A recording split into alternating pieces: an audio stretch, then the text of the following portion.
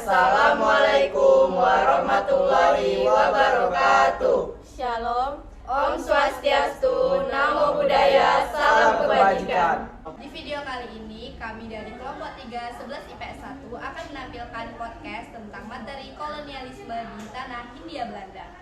Saya, Revia Indira Madani, akan menampilkan podcast dengan tema Thomas Stamford Raffles. Saya Kisha Mufita akan membawakan podcast yang berjudul Politik Etis. Saya ini Seventina Pardosi, saya akan membawakan podcast Herman William Dels. Saya Marcella Karim Jalandari akan membawakan podcast tentang sistem tanam paksa. Saya Kesha Alia akan membawakan podcast Sistem Ekonomi Liberal. Saya Lesyarani, saya akan membawakan podcast dengan tema Republik Batak. Saya Menggolis akan membawakan podcast EIC. Saya Marlus akan membawakan podcast VOC. Saya Zaki Valerio akan membawakan podcast EIC. Baiklah, mari kita langsung saja ke videonya. Assalamualaikum warahmatullahi wabarakatuh. Halo guys, nama aku Revia Indra Madani dan ini partner podcastku. Nama saya Marus Junaidi. Nah, kami dari kelas 11 IPS 1. Di podcast kali ini kami akan membahas tentang sebuah tokoh di zaman kolonial Belanda yang bernama Thomas Raffles Stamford. Nah, sebelum aku ngebahas tentang Thomas ini nih, Los, pernah nggak sih kok dengar tentang kebun raya Bogor? Belum pernah sih. Belum pernah, tapi pernah nggak sih lihat di sosmed gitu tentang kebun raya Bogor? Pasti pernah kan? Ya. Jadi tahu nggak sih sejarah tentang pembangunannya? Sejarahnya belum sih kayaknya. Nah, jadi kebun raya Bogor ini itu tuh dibangun pas zaman kolonial. Nah, yang ngebangun itu si Thomas Raffles Stamford tadi. Jadi, tapi sebenarnya dia tuh ke Indonesia atau Nusantara tuh bukan cuma buat taman sih, tapi dia itu juga sebagai pemimpin dari kolonialisme Inggris di Nusantara di tahun 1811 sampai 1816. Bentar banget nyampernya. Iya, bentar banget, tapi walaupun bentar jangan selepeh sih. Soalnya dia tuh bikin perubahannya besar banget, apalagi di bidang politik sama bidang ekonomi. Nah, tujuan dari siapa tadi itu? Raffles. Raffles itu apa? Nah, dia tuh kan sebelum aku ngejelasin tujuannya nih, aku mau cerita dulu gimana sih Inggris ini bisa sampai ke Indonesia. Jadi tuh ada tuh 3 negara, ada Belanda, Inggris, Prancis. Mereka tuh kayak ada perang koalisi gitu. Nah, di perang pertama itu tuh yang menang Prancis. Jadi Prancis itu kayak gimana ya, ngedudukin Belanda gitu lah. Jadi kan Belanda kan ngejajah Nusantara kan. Jadi secara nggak langsung Prancis itu juga ikut ngejajah Nusantara. Nah, di perang kedua ternyata Belanda ini ngebantu Inggris buat ngalahin Prancis. Jadi adalah di situ namanya kapitulasi Tuntang atau perjanjian Tuntang. Jadi di perjanjian itu ada penyerahan tanah gitu, penyerahan tanah jajahan. Jadi yang ngejajah Nusantara pada saat itu Inggris itu dapat dari Belanda. Nah, kayak gitu. Berarti tadi Tujuannya. banyak tujuannya ya. Nah, di tujuan Thomas ini dia tuh mau menjadikan Nusantara ini, tanah jajahan mereka ini sebagai tempat perdagangan hasil industri Inggris. Secara kita kan punya tanah yang strategis kan. Iya sih. Terus kalau kayak kebijakannya itu gimana? Nah, kebijakannya ini tuh bagus-bagus lah kebijakannya. Jadi kan dalam pemerintahannya dia tuh kayak ngebagi Pulau Jawa itu dia bagi jadi 16 residen. Jadi di setiap residen itu ada pemimpin yang namanya presiden yang dibantu oleh satu presiden. Dan tahu nggak sih, itu tuh dipakai sama Indonesia sampai tahun 1964. Keren banget gak sih sampai ditiru Indonesia loh. Iya. Gak nyangka coba. Iya, tapi lebih kerennya lagi itu ada sistem pemerintahan yang masih dipakai sampai sekarang. Itu sistem bupati. Jadi di zaman kolonial itu bupati itu sebagai pegawai pemerintah. Kan sama kan kayak zaman sekarang? Iya nggak sih? Bupati itu masih dipakai sampai sekarang. Bupati itu dia sebenarnya memerintah apa ya, Lep? Kecamatan atau kota? Kota. Oh, salah dua-duanya. Jadi bupati itu ngejabat kabupaten. Nah, jadi dia jadi kayak pemimpin di sebuah kabupaten gitu di zaman sekarang ya. Nah, selanjutnya selain membagi keresidenan sama tentang bupati itu, si Thomas Raffles Stamford ini dia itu ngehapus sistem tanam paksa yang terkenal kejam itu. Itu kan kejam kali kan, nggak manusiawi banget. Itu tuh dihapus sama dia. Dia juga ngehapus kebijakan perbudakan. Tapi ini nggak boleh dicontoh sih sebagai seorang pemimpin. Kan dia kan ngehapus tentang perbudakan kan. Tapi dia sendiri yang melanggar undang-undangnya. Kok gitu? Itu penyimpangan nggak sih? Iya, itu termasuk penyimpangan. Jadi penyimpangan yang dilakukan si Raffles ini dalam perbudakan itu tuh dia melihara lah istilahnya 8 budak di rumahnya sendiri, bayangin coba. Jadi dia kayak nyuruh orang buat nggak ada budak di rumah, tapi di rumah dia sendiri tuh ada budak, kan kayak mana? Terus dia juga pernah ngirim ribuan budak ke Bangka, kalau nggak salah Banjarmasin, yang disuruh temannya yaitu Alexander. Jadi itu dikenal dengan skandal Banjarmasin enormity. Nah, gitu. Jadi selain perbudakan itu, dia juga ada menghapus sistem menghapus pajak hasil bumi. Jadi dulu kan tanam paksa kan, ada yang namanya pajak hasil bumi. Jadi setiap orang panen itu diserahin kan ke pemerintah. Nah, itu dihapus sama si Raffles, diganti jadi pajak sewa tanah atau land rent system. Jadi kayak sistemnya tuh kayak semua tanah yang ada di Jawa itu tuh milik pemerintah. Terus rakyat yang ngelola itu kayak nyewa gitu. Jadi nggak perlu nyerahin hasil panen, tinggal ngasih duit sewa aja. Keren banget. Iya, bagus gak sih menurutmu? Iya, keren sih. Sampai situ doang pemerintahannya. Iya sih, iya sampai situ doang pemerintahnya. Kenapa? Karena menurut pemerintah Inggris, kebijakan Raffles ini nggak memberikan keuntungan yang besar, bahkan malah ngasih rugi gitu loh. Jadi kayak anggaran pusat itu malah habis doang buat ngebuat kebijakan si Raffles. Nah, kebijakan yang dia buat juga banyak kali loh kelemahannya. Kayak masyarakat Indonesia kan belum ngerti uang, jadi kayak susah gitu buat ngasih sistem uang di sewa tanah itu. Terus juga kekurangan pegawai sebagai pengawas tanah.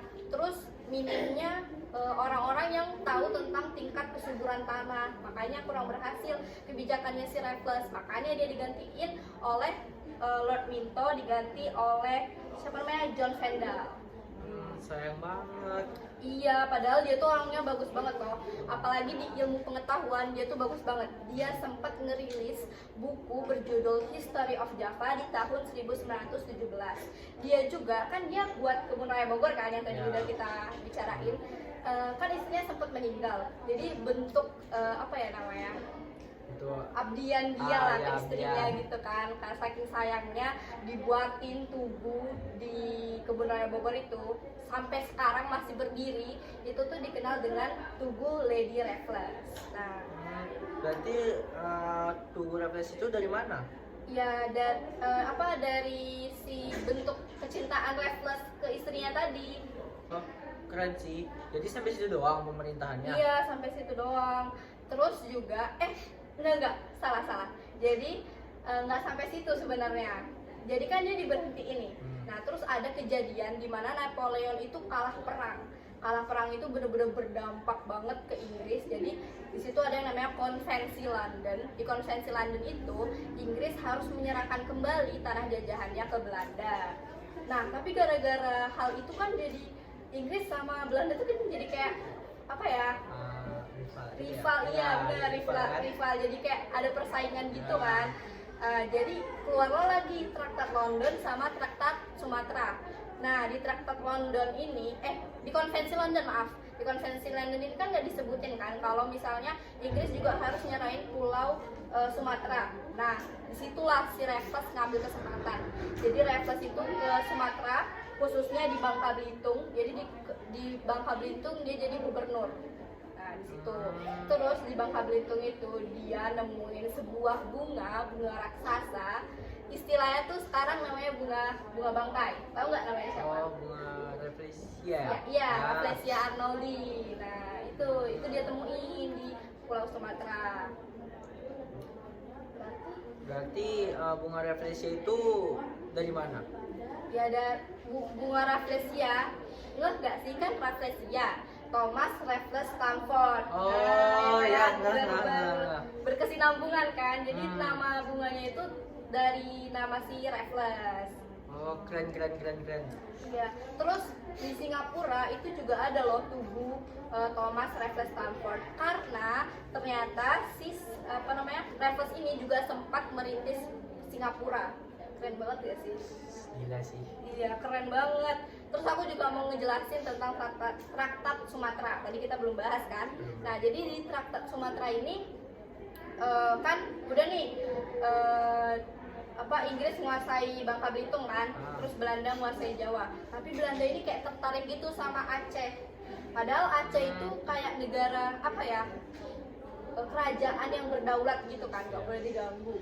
Akhirnya ya memang lah Inggris sama Belanda kan licik kan. Iya, jadi mereka memperbarui perjanjian Traktat London dan digantiin dengan Traktat Sumatera, di mana si Belanda ini boleh menyerang Aceh. Jadi makanya ada yang namanya Perang Aceh yang berlangsung sangat lama kali, sampai itu digadang-gadang sebagai perang terbesar loh, perang terbesar yang pernah dialami Belanda. Karena bertahun-tahun gitu loh. Susah ya. Iya benar. Meskipun gitu, itulah ya si Raffles bisa ngambil keuntungan juga kan. Terus dia nerapin kebijakan yang memang lebih humanis, tapi ya tetap aja nggak bisa dilanjutkan karena mungkin kurang strategi nggak sih? Ya. Terus merugikan mereka juga. Iya, jadi kayak rugi di dua pihak gitu loh. Jadi rakyat tetap menderita, pemerintah juga nggak dapat keuntungan.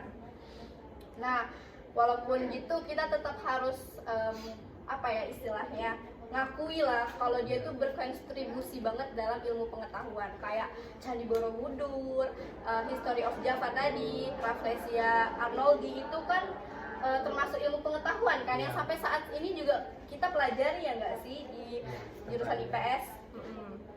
Terus juga ada beberapa kebijakan yang sampai saat ini di 2023 masih digunakan. Yang pertama itu ada sistem penggunaan uang dalam membayar sewa. Jadi sekarang kita kalau mau nyewa kayak ngontrak rumah pakai uang kan, nah masih digunakan. Terus pungutan pajak yang dilakukan perorangan. Sekarang kita bayar pajak perorangan kan? Perorangan. Terus bupati sebagai pegawai pemerintah. Nah itu masih digunakan. Jadi itu dari Rafflesia ya. Keren sih, sampai sekarang kita masih pakai tentang menyewa gitu. Jadi memang banyak kontribusi ya. Iya benar, dia banyak banget kontribusi. Semoga suatu saat kita bisa lah ya jadi kayak Raffles ini. Amin. Iya. Oke, segitu dulu podcast dari kami. Itu dia pembahasan mulai dari tokoh, kebijakan dan juga kontribusinya yang masih ada sampai saat ini. Semoga kita bisa mendapatkan istilahnya amanat lah ya, dari ceritanya si Raffles ini. Oke, sekian dari kami. Makasih Marlu sudah jadi partner podcast aku. Makasih juga buat teman-teman yang udah nonton dan sampai jumpa. Halo guys, perkenalkan saya Keisha Alia bersama rekan saya Marcella Tarendia Lanjak Temenori. Di sini saya akan menyampaikan podcast seputaran sistem ekonomi liberal. Nah, untuk pertanyaannya akan disampaikan oleh Marcella. Aku mau nanya nih tentang pengertian dari sistem ekonomi liberal apa? Sistem ekonomi liberal adalah sistem yang di dalam pelaksanaannya memberikan kebebasan pada rakyat dalam menjalankan bisnis atau usahanya. Oh, berarti untuk memberikan bisnis untuk usahanya gitu ya? Memberikan kebebasannya lebih tepat. Nah, untuk tujuannya itu apa? Tujuan dari sistem ekonomi liberal yang pertama memberikan keuntungan yang cukup besar kepemilikan pribadi terhadap faktor-faktor produksi itu diakui, dan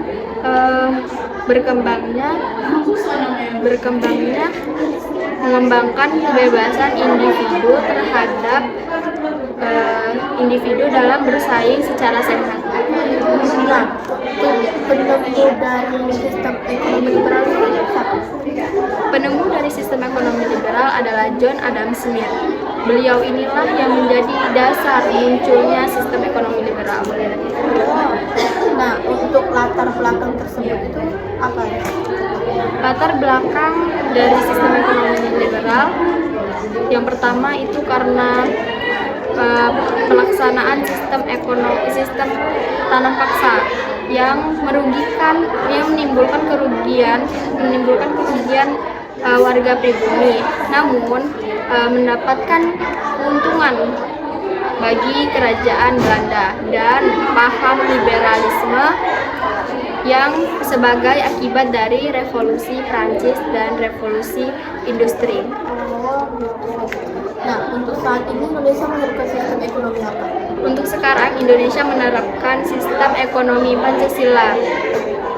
Nah, tapi kenapa Indonesia kena dampaknya juga?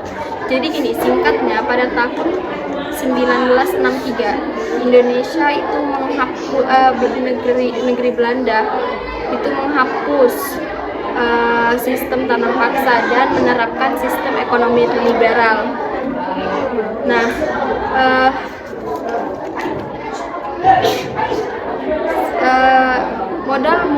sehingga modal swasta negeri Belanda itu masuk ke Nusantara. Nah, jadi untuk dampak bagi Indonesia? Dampak bagi Indonesia yaitu adanya krisis perkebunan, terus meningkatnya jumlah pengusaha asing, adanya terjadinya eksploitasi tanah, dan terjadinya ketidakstabilan politik. Nah, untuk dampak di masa sekarang ini apa sih? Pengaruh sistem ekonomi liberal saat ini itu membuat masyarakat menolak adanya monopoli. Terus masyarakat ini menginginkan ekonomi yang bebas, dan masyarakat menginginkan tidak ada campur tangan dari pemerintah. Oh, jadi gitu. Kayak dari pengertian tujuan penemunya, latar belakangnya, semuanya Ya. Baik, itu saja yang dapat saya sampaikan di podcast kali ini. Kurang dan lebihnya mohon dimaafkan. Saya Kesha Alia dan saya Marcella Taribian. terima kasih. Assalamualaikum warahmatullahi wabarakatuh. Shalom. Halo semuanya. Jadi kita mau ngapain nih? Mau podcast Podcast bahas apa nih? Herman William Dance. Perkenalkan, nama saya Eni Sepentina Pardosi. Saya akan membawakan podcast Herman William Dance. Partner saya Revia Imdi. Jadi aku jadi kayak penanyanya gitu ya. Ya. Sebelumnya kita bakal apa tadi, siapa namanya? Herman William. Herman William. Herman itu tokoh Inggris ya? Iya. Ya, oh dia itu berarti yang termasuk ngejajah Nusantara gitu. Iya. Jabatannya apa sih? Jabatannya Gubernur Jenderal di Nusantara. Oh, nah kalau tokoh-tokoh besar kayak gubernur itu pasti tugasnya banyak ya nggak sih? Iya. Ya, tugasnya apa aja ya? Tugasnya untuk mempertahankan tanah Jawa agar tidak dikuasai Inggris. Pasti dia tujuannya macam-macam nggak sih? Apa tuh tujuannya? Tujuannya dia mencari kekayaan,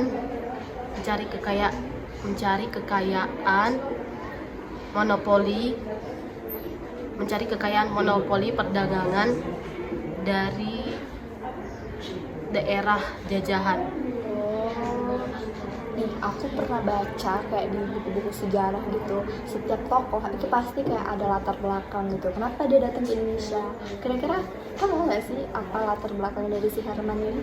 Tahu dong. Iya, apa tuh? Spill dong. latar belakang tokonya itu Dels, berasal dari Belanda yang dipengaruhi ajaran revolusi Prancis. Berarti berkaitan sama revolusi Prancis lah ya. Iya. Kira-kira kebijakannya tuh apa di Nusantara? Kebijakannya membangun benteng-benteng pertahanan baru seperti benteng Master Cornelius dan meningkatkan jumlah tentara dan membangun angkatan anyar di jalan ujung Ulah. Wih, keren kali. Terus ada lagi bidang politik dan pemerintahannya. Bidang politik dan pemerintahnya itu satu membentuk pasukan Legian Marnukegara, kedua membangun Pulau Jawa terbagi 23 bagian, terus ketiga kedudukannya bupati diganti pegawai kolonial yang digaji. Oh, berarti bertolak belakang banget ya sama Thomas Stamford. Karena Thomas Stamford itu ngebagi Jawa tuh jadi 16. Tapi kalau Herman itu 23 ya tadi? Iya. Ya, ada nggak di bidang lain gitu? Ada Apa aja tuh?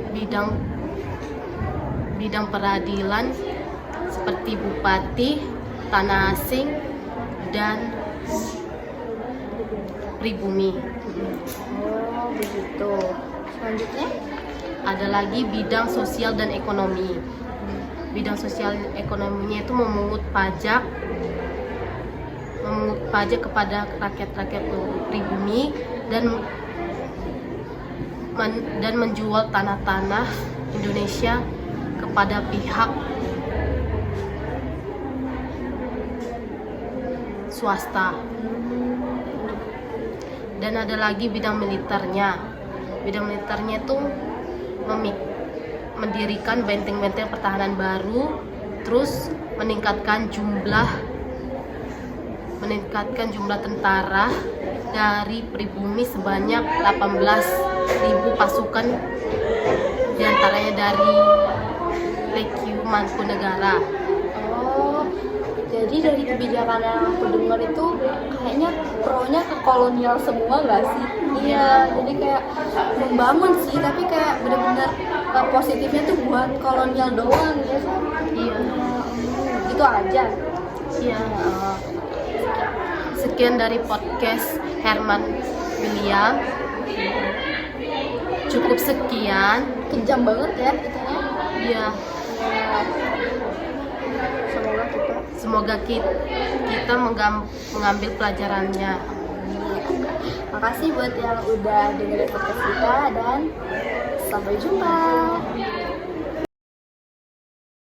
Halo guys, perkenalkan nama saya Marcella Karunjani dan rekan saya Kesalia. Di sini saya akan membahas tentang sistem tanam paksa di Indonesia. Dan yang akan ditanyakan oleh saya. Nah Marcella, untuk yang pertama aku pengen tahu nih latar belakang dari sistem tanam paksa. Nah, untuk sistem tanam paksa di Indonesia ini itu adalah penerapan atau kebijakan yang diusulkan oleh pemerintah kolonial Belanda untuk menutupi kas keuangan mereka yang telah habis dikarenakan perang di Eropa dan perang di Jawa. Itu semua itu menutupi keuangan yang habisnya dengan mereka melakukan sistem tanam paksa. Jadi intinya karena menutupi kerugian. Iya. Oh gitu. Oke, selanjutnya aku pengen tahu tujuan utamanya datang ke Indonesia itu. Nah, tujuan utamanya sistem tanam paksa ini datang ke Indonesia ini untuk mengambil 1/5 hasil tanaman rakyat Indonesia yang akan diekspor oleh pemerintah kolonial Belanda yang berkuasa pada masa itu. Oke. Penemu dari sistem tanam paksa sendiri siapa sih? Nah, itu belum kita singgung ya? Belum. Penemunya itu adalah Johannes van den Bosch.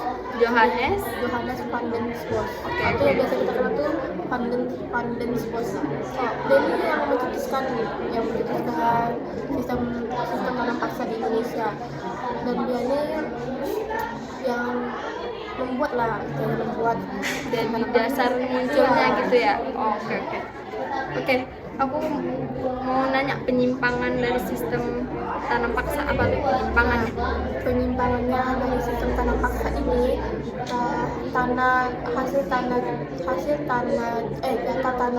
data tanahnya itu melebihi 1/5 dari hasil tanah garapan, dan juga waktu tenaganya rakyat Indonesia ini lebih banyak ke tanah yang diekspor daripada tanah milik mereka sendiri pun setelah itu habis, kayak waktu mereka tuh habis di tanah ekspor Belanda. Untuk tanah mereka pun itu tanah milik sendiri pun jadi tidak terurus terbengkalai gitu. Mereka lebih banyak menggunakan waktu mereka untuk tanah yang akan diekspor. Oke, ngerti ya. Aturan sistem tanam paksa itu yang disediakan tidak melebihi 5, dan tanah yang dimiliki pun tanahnya itu melebihi pekerjaan untuk menanam padi 3-4 bulan. Tanaman yang disediakan pun tanah yang disediakan penduduk pun bebas dari pajak tanah. Oke. Perkembangan sistem tanam paksa. Nah, jadi perkembangan sistem tanam paksa di masa sekarang atau 2023 nih, teknologi pertanian semakin berkembang, dan petani pun tidak harus menanam tanaman mereka sendiri pun atau dipaksa pemerintah. Dan juga pun di petani sekarang pun kayak teknologinya pun udah makin canggih, jadi nggak perlu lagi mereka untuk tanam, dan tanaman mereka pun udah terurus dengan bagus.